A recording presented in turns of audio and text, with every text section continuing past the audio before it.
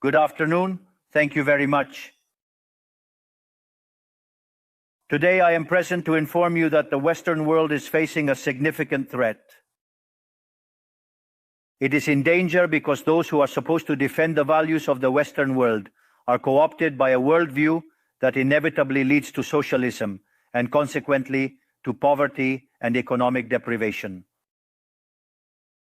Unfortunately, in recent decades, motivated by some well-intentioned desires to help others and others by the desire to belong to a privileged caste, the main leaders of the Western world have abandoned the model of freedom for different versions of what we call collectivism.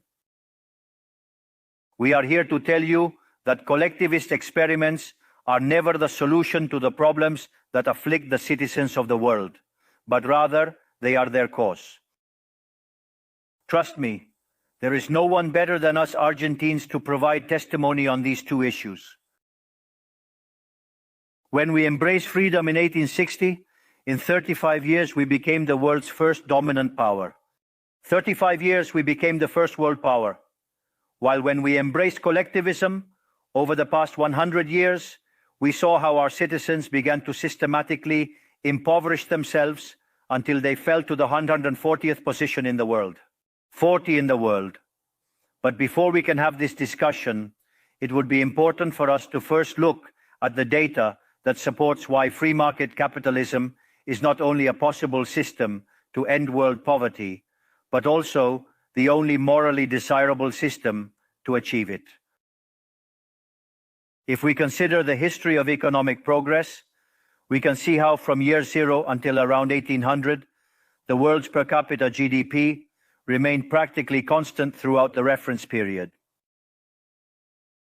If one looks at a chart of the evolution of economic growth throughout human history, one would be seeing a chart with the shape of a hockey stick, an exponential function that remained constant for 90% of the time and exponentially shoots up from the 19th century. The sole exception to this stagnant history was at the end of the 15th century with America's discovery. Except for this, from year zero to 1800, global per capita GDP remained stagnant without any significant changes. Now, not only did capitalism generate an explosion of wealth from the moment it was adopted as an economic system, but if one analyzes the data, what is observed is that growth has been accelerating throughout the entire period. During the entire period between year zero and 1800, the per capita GDP growth rate remained stable at around 0.02% annually, that is, practically without growth. From 19th century, with Industrial Revolution, growth rate reaches 0.66%. Given the current rate, it would require a time span of approximately 107 years to achieve a twofold increase in per capita GDP.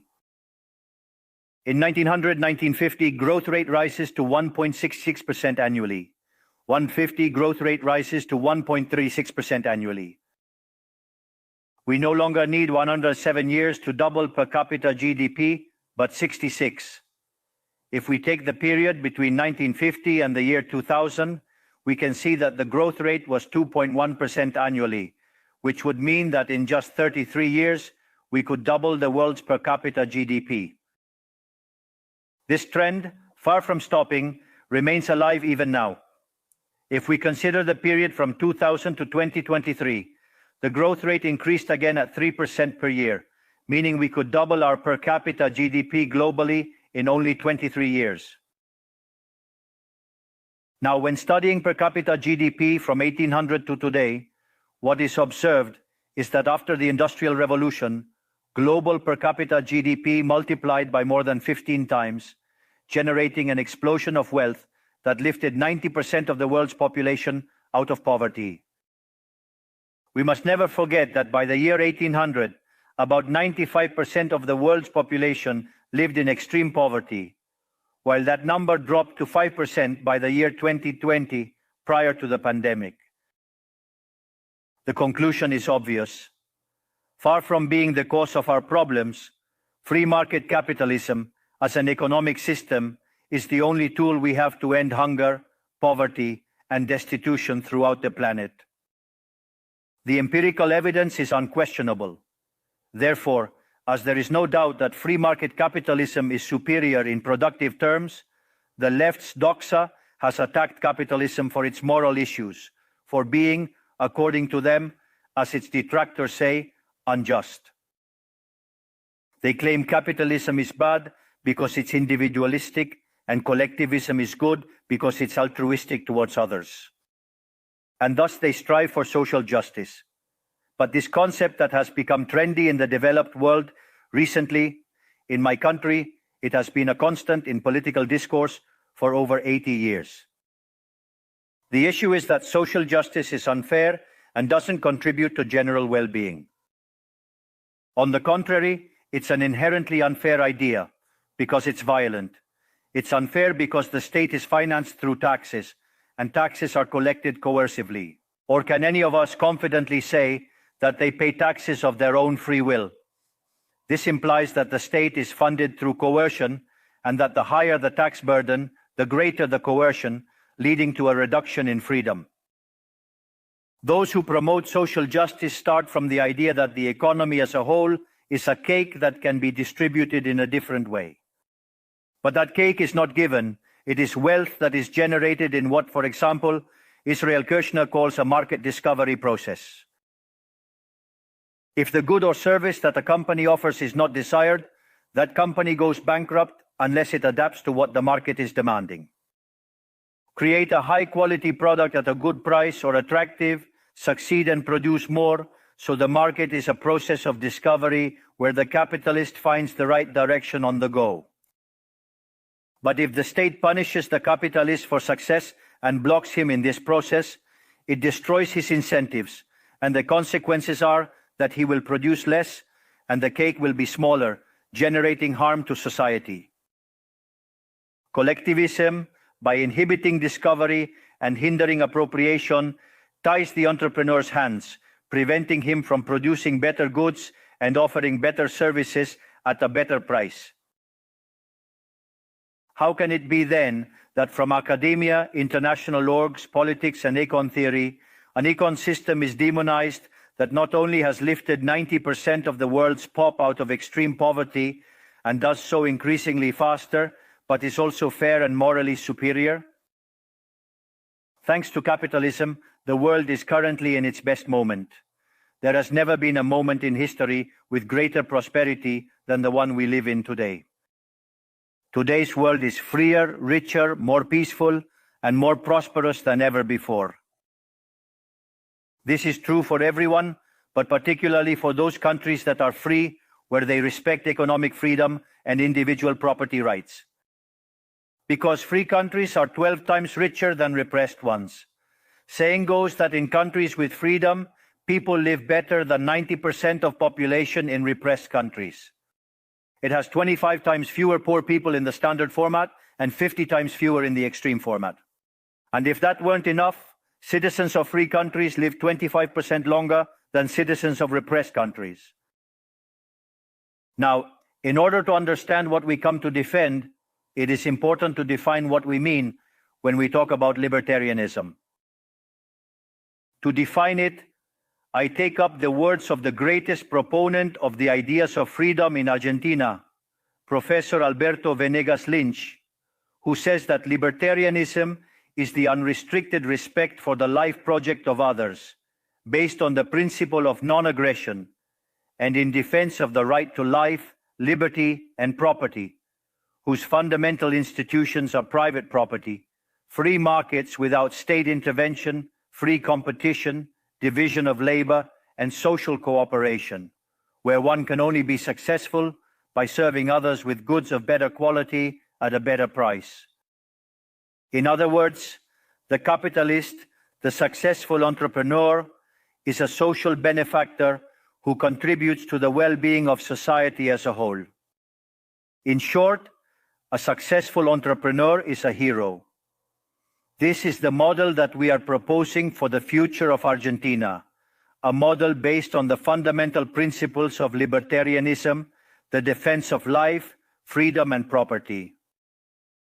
Now, if free market capitalism and economic freedom have been remarkable instruments to eradicate poverty globally, and we are presently experiencing the most favorable period in human history, it is worth inquiring why I assert that the West is in jeopardy. I argue that the West is endangered as in countries defending free market, private property, and other institutions of libertarianism, sectors of the political and economic establishment, due to errors in their theoretical framework and ambition for power, undermine libertarianism, opening doors to socialism and potentially condemning us to poverty, misery, and stagnation. Because it should never be observed that socialism is always and everywhere impoverishing, failed in all countries where attempted. It was a failure economically, it was a failure socially, it was a failure culturally, and it also killed more than 100 million human beings. The main problem of the West today is that we not only have to confront those who, even after the fall of the wall and overwhelming evidence, continue to advocate for impoverishing socialism, but also our own leaders, thinkers, and academics who, sheltered in a misguided framework, undermine the foundations of the system that has given us the greatest wealth and prosperity in our history. The theoretical framework I am referring to is neoclassical economic theory, which designs an instrument unintentionally functional to the intrusion of the state, socialism, and the degradation of society. The issue with neoclassicals is that since the model they fell in love with doesn't match reality, they attribute the error to the supposed market failure instead of revising the premises of their model. On the text about a supposed market failure, regulations are introduced that only generate distortions in the price system that hinder economic calculation and consequently savings, investment, and growth. This problem essentially lies in the fact that not even supposedly libertarian economists understand what the market is, since if it were understood, it would quickly be seen that it is impossible for there to be such a thing as a market failure. The market is not just a graphical description of a supply curve and a demand curve on a graph. The market is a mechanism of social cooperation where property rights are voluntarily exchanged. Thus, considering this definition, discussing market failure is a contradiction in terms. There is no market failure. If transactions are voluntary, the only situation in which there can be a market failure is if there is coercion present. And the only one with the ability to coerce in a generalized manner is the state that possesses the monopoly of violence. Consequently, if someone considers that there is a market failure, I would recommend that they check if there is state intervention in the middle. If no state intervention found, suggest reanalyzing as it is definitely wrong. Market failures do not exist. An example of the alleged market failures described by neoclassicals are concentrated structures in the economy. However, without functions that demonstrate increasing returns to scale, whose counterpart are the concentrated structures of the economy, we would be unable to explain the phenomenon of economic growth from 1800 to the present day. Look how interesting. Commencing from the year 1800 and extending onwards, with the population experiencing a multiplication of more than 8 or 9 times, the per capita income underwent a growth of more than 15 times in magnitude. To clarify, there are more returns. This caused poverty to drop from 95% to 5%. However, the presence of increasing yields implies the existence of concentrated structures, which would be referred to as, for example, a monopoly in the market economy. How can it be that something that has generated so much well-being, according to neoclassical theory, that is considered a market failure? Neoclassical economists think outside the box. When the model fails, don't get angry with reality. Get angry with the model and change it. The dilemma for the neoclassical model is that they aim to enhance market functioning by targeting perceived failures. By doing so, they not only open doors to socialism, but also undermine economic growth. For instance, implementing regulations on monopolies, dismantling their profits, and obliterating increasing returns would inevitably annihilate economic growth. In other words, each time you want to correct a presumed market failure, inevitably, due to not knowing the market or because you have become attached to a failed model, you are opening doors to socialism and condemning people to poverty. However, in the face of the theoretical demonstration that state intervention is harmful, the empirical evidence that it failed because it could not be otherwise, the solution that collectivists will propose is not greater freedom, but greater regulation, generating a downward spiral of regulations until we all become poorer and the lives of all of us depend on a bureaucrat sitting in a luxury office. Given the resounding failure of collectivist models and the undeniable advances of the free world, socialists were forced to change their agenda. They left behind the class struggle based on the economic system to replace it with other supposed social conflicts equally harmful to community life and economic growth. The first of these new battles was the ridiculous and unnatural fight between man and woman. Libertarianism already establishes equality between sexes. The cornerstone of our creed states that all men are created equal, that we all have the same unalienable rights granted by the Creator, among which are life, liberty, and property. This radical feminism agenda has led to increased state intervention, hindering the economic process. It provides jobs to bureaucrats who haven't contributed anything to society, whether through women's ministries or international organizations promoting this agenda. Another conflict that socialists pose is that of humans against nature. They argue that humans cause harm to the planet and that it must be protected at all costs, even advocating for population control mechanisms or supporting the controversial agenda of abortion rights. Unfortunately, these harmful ideas have strongly permeated our society. Neo-Marxists have managed to co-opt the common sense of the Western world. They achieved this through the appropriation of the media, culture, universities, and yes, even international organizations. The final case is very serious, as it involves institutions with huge influence on the political and economic decisions of the countries in these multilateral organizations. Fortunately, more of us dare to raise our voices, as we see that if we don't confront these ideas head-on, the only possible destiny is more state, more regulation, more socialism, more poverty, less freedom, and consequently, a worse quality of life. Unfortunately, the West has already started down this path. To many, it may sound ridiculous to suggest that the West has embraced socialism, but this view is only ridiculous if one limits themselves to the traditional economic definition of socialism, which states that it is an economic system where the state owns the means of production. In my opinion, this definition needs to be updated to reflect the current circumstances from my perspective. Today, states don't need to control means of production to control every aspect of individuals' lives.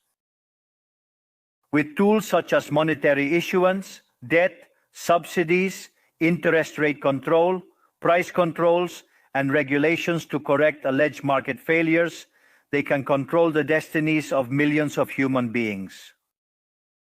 This is how we have reached the point where, with different names or forms, good parts of the politically accepted offers in most Western countries are generally collectivist variants.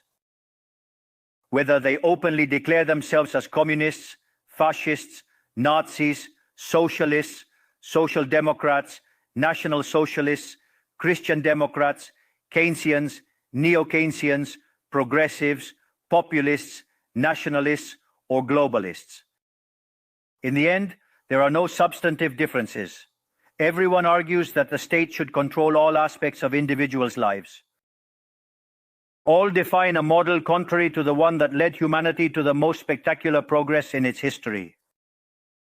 We are here today to extend an invitation to the other Western countries to resume the path towards prosperity. Economic freedom, limited government, and unrestricted respect for private property are vital for economic growth.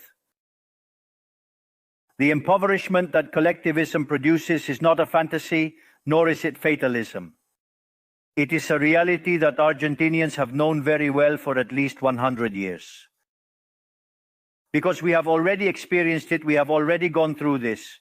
Because as I said before, since we decided to abandon the model of freedom that had made us rich, we are trapped in a downward spiral where we are getting poorer every day. We have already experienced it ourselves, and we are here to warn you about what can happen if Western countries, who became rich with the model of freedom, continue on this path of servitude. The Argentine case is the empirical proof that regardless of wealth, natural resources, population capability, education level, or the amount of gold bars in the central bank's coffers, these factors do not guarantee success. If measures are adopted that hinder the free functioning of markets, free competition, free price systems, if trade is hindered, if private property is attacked, the only possible destination is poverty. To summarize, I want to convey a message to all entrepreneurs present and those who are not, but are following us from around the globe, whether they're here or not physically. Don't be intimidated by the political caste or the parasites who live off the state. Don't yield to a political class that only wants to prolong its power and preserve its privileges. You are social benefactors. You are heroes. You are the creators of the most extraordinary era of prosperity we have ever experienced. Don't let anyone say ambition is immoral. If you earn money, it's because you provide a superior product, better price, contributing to well-being. Do not yield to the advance of the state. The state is not the solution. The state is the problem itself. You are the true protagonists of this story, and know that from today, you have Argentina as an unconditional ally. Thank you very much, and long life freedom, damn it.